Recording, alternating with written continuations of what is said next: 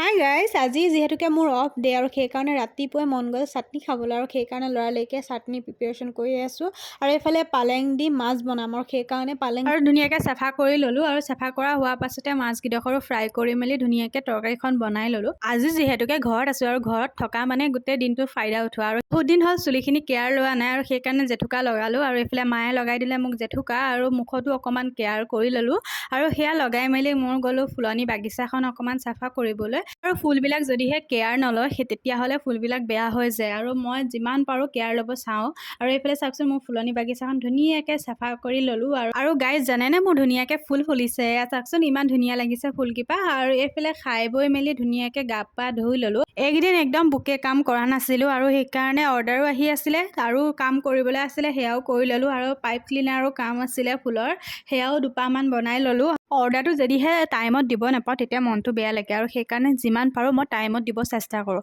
আৰু এইফালে ওলাই আহিলোঁ আমি দুজন টাউনলৈ বুলি আৰু কাপোৰ চিলাবলৈ আছিলে বিয়াও পাইছেহি বহুত গিখন আৰু সেয়া চাওকচোন কাপোৰখিনি দি মেলি আমিও আহিলোঁ।